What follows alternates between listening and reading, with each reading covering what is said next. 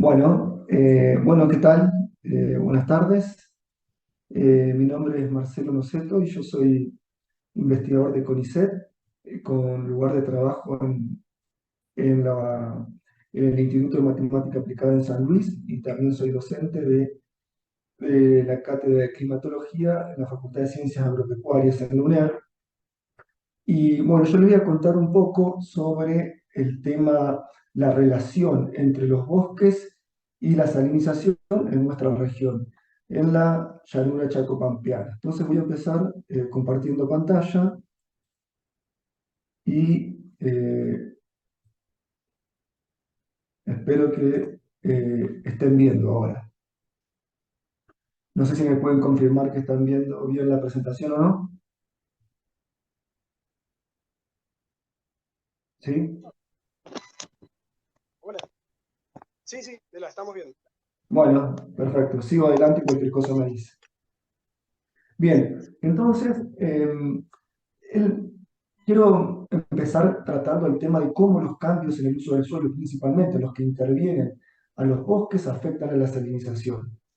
En particular, el reemplazo de bosques nativos, como los bosques de algarrobo del Chaco o el Cardenal, en nuestra región, pueden estar asociados a un proceso de salinización cuando son reemplazados por cultivos anuales, por ejemplo, trigo, soja o pasturas. Este es un proceso que se ha asociado a salinización en otras regiones del mundo, como ya vamos a ver.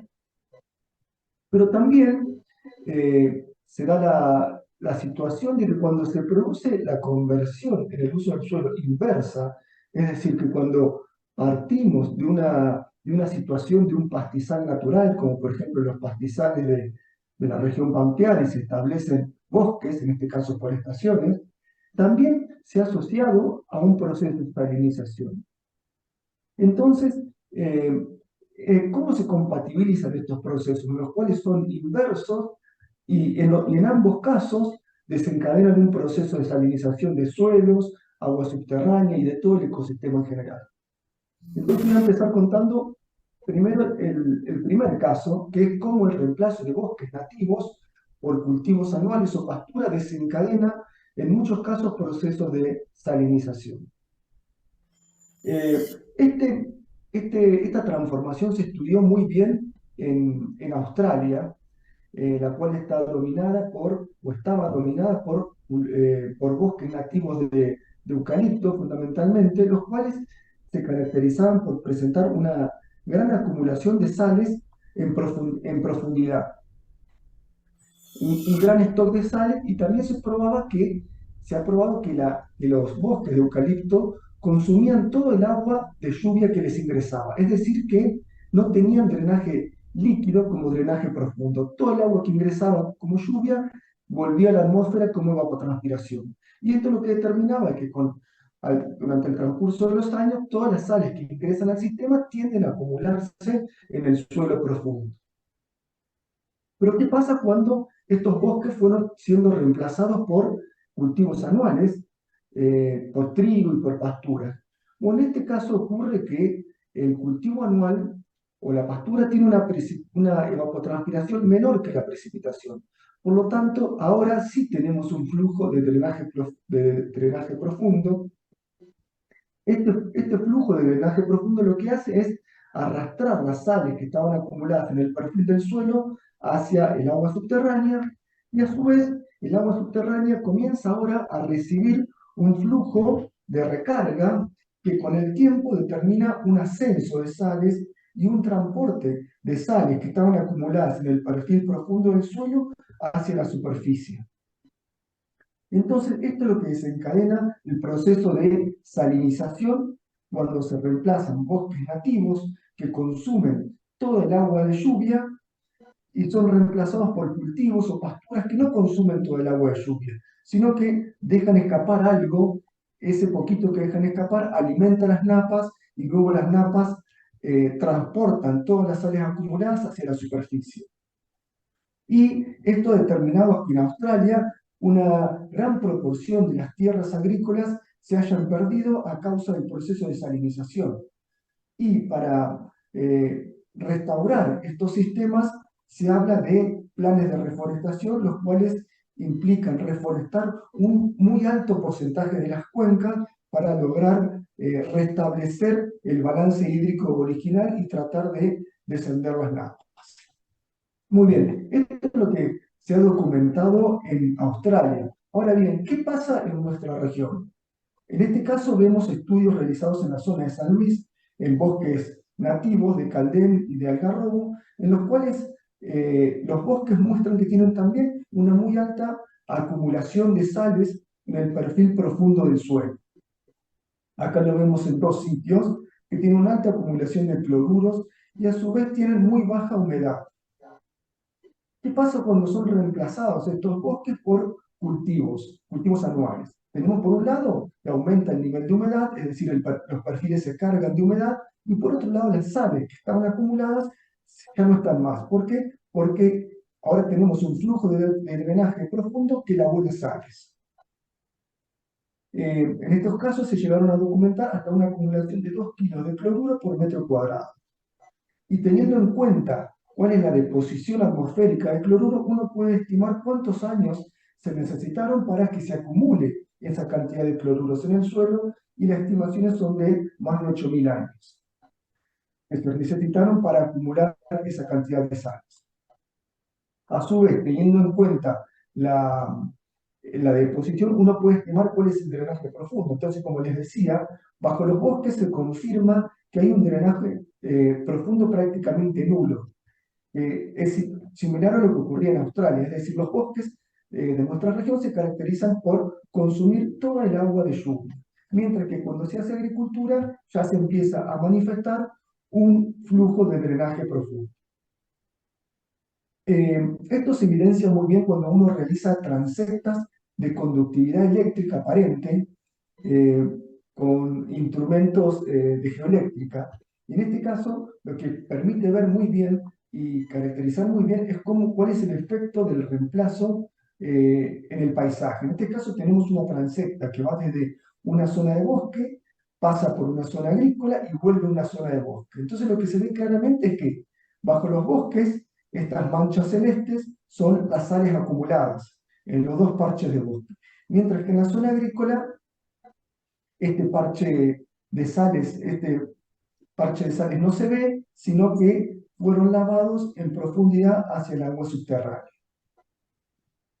Entonces, ¿qué pasa? ¿Cómo sigue la historia? Bueno, también se observa en la región que en los últimos años, en la región de la Cuenca del Morro, para los que no conocen, ese sería el este de la provincia de San Luis, se ha observado también ascensos freáticos, que acá tenemos para distintas posiciones topográficas en la cuenca, ascensos freáticos que van desde 5 metros por década hasta 3 metros y medio, depende de la posición del terreno. Es decir, que tenemos un desbalance hidrológico que determina un ascenso de napas. ¿Y cómo sigue? Sigue con que estas napas ascienden, llegan a la superficie y comienzan a formar humedales. Y estos humedales traen consigo la carga de sales que estaban acumuladas en el suelo y se empiezan a formar humedales de manera muy rápida. Fíjense acá en el transcurso de 15 años cómo se formó este humedal en la zona cercana a Villa Mercedes en San Luis.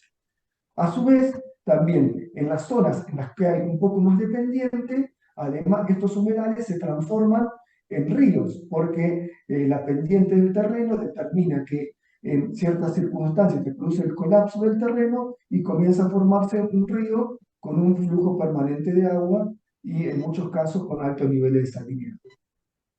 Muy bien, este sería entonces el proceso que determina cómo el reemplazo de bosques puede alterar el balance hídrico y desencadenar flujos de agua que antes no existían, y estos flujos de agua a su vez provocan una removilización de sales y que pueden llegar a determinar la salinización del paisaje en ciertas circunstancias.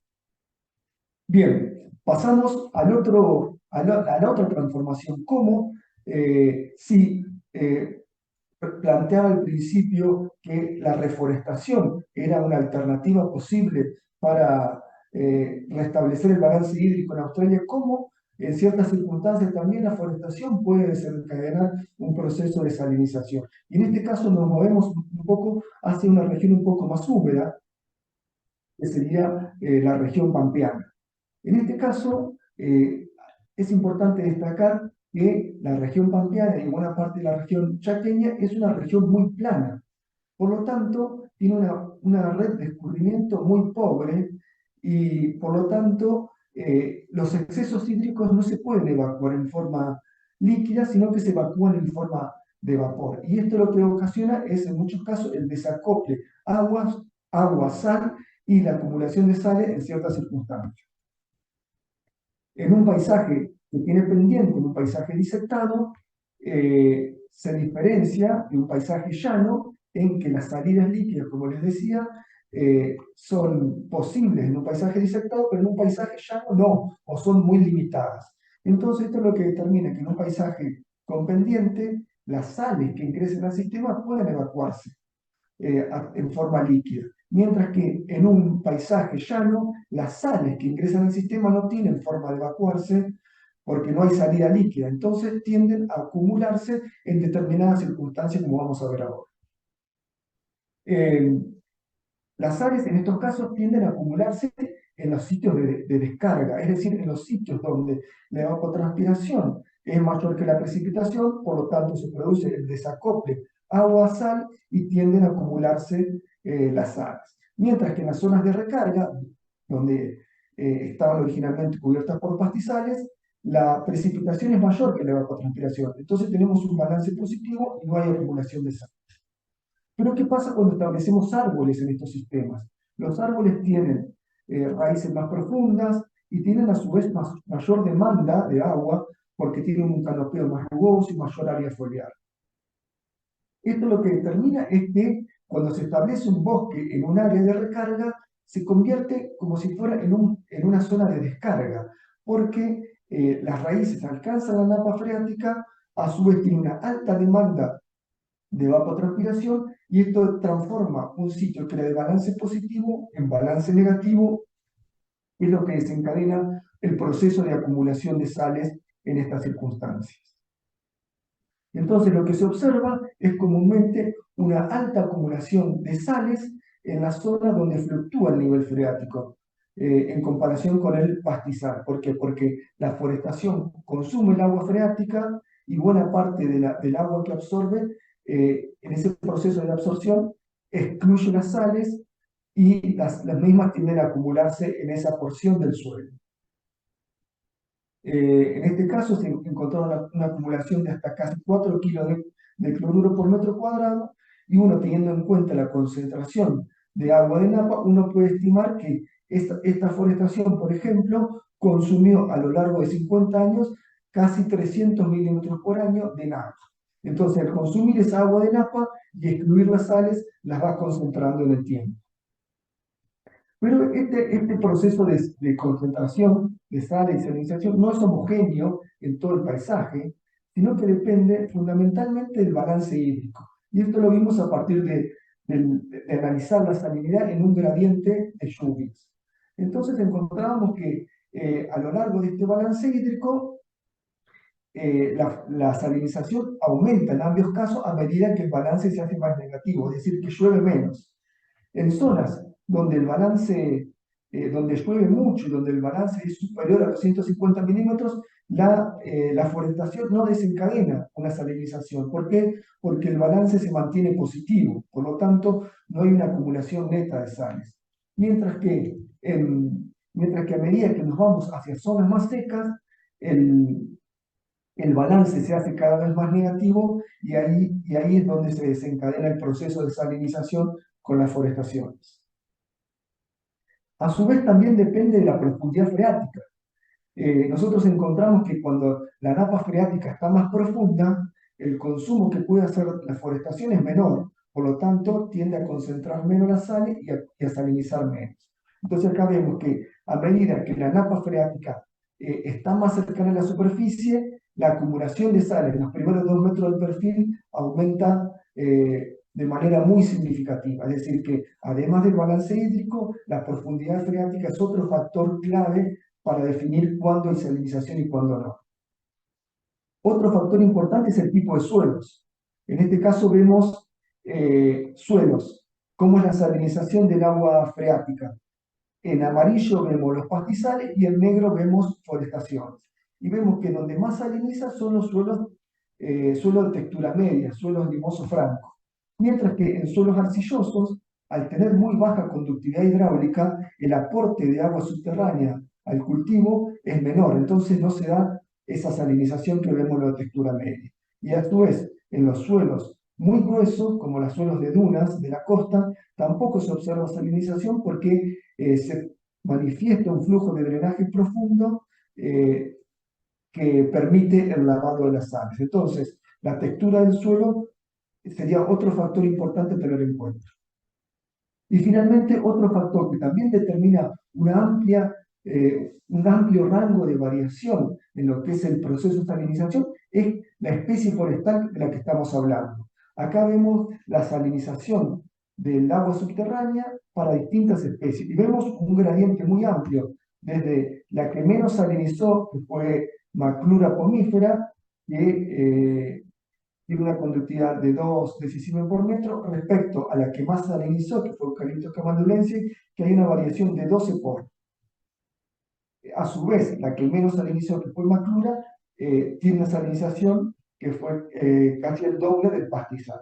Es decir, que la especie forestal también es un factor a tener en cuenta y este rango de variación estaría asociado a la tolerancia de la especie a la salinidad. Aquellas especies que son más tolerantes, como los eucaliptos, el roble, pueden llevar la salinización a un paso más adelante que las especies que son más sensibles, ya que una vez que concentran la salinización del agua subterránea en un determinado punto, que ya no pueden continuar utilizándola. Muy bien.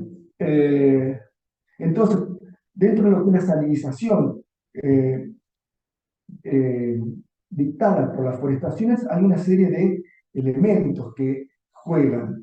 Por ejemplo, el balance hídrico. A medida que el balance es más negativo, hay una descarga neta y por lo tanto mayor riesgo de salinización. Después tenemos factores hidrogeológicos. Por ejemplo, si las napas son profundas o si los sedimentos tienen una baja conductividad hidráulica, hay menos chance de salinización en comparación con napas superficiales o con sedimentos con una alta conductividad. Y finalmente, factores biológicos, por ejemplo, especies que tengan más tolerancia a la salinidad y que tengan una mayor capacidad de transpirar, van a llevar a una salinización más profunda que especies menos tolerantes. Bien, entonces, ya para ir terminando, algunas consideraciones finales es que la vegetación es un control clave del balance hídrico. Entonces, al hacer un cambio de vegetación que modifica el balance hídrico, puede impactar positivo o negativamente en el ecosistema según el contexto. Y debido a la estrecha conexión que hay entre el ciclo del agua y las sales, cuando se produce un cambio en el balance hídrico, puede dejar su impronta en los procesos de salinización. Y los mayores impactos en los procesos de removilización de sales se dan cuando se reemplazan vegetación herbácea por leñosa, porque el cambio en el balance hídrico es más fuerte y esto puede determinar que se generen nuevos flujos hídricos que no estaban presentes y produzcan la removilización y acumulación de sales. Bueno, entonces es necesario comprender y manejar los ciclos del agua y de las sales en forma simultánea y considerando una perspectiva hidrológica, y es necesario y crítico poder identificar aquellos sistemas, regiones y condiciones ambientales que son más susceptibles a desencadenar procesos de salinización. Bueno, eso era todo. Muchas gracias.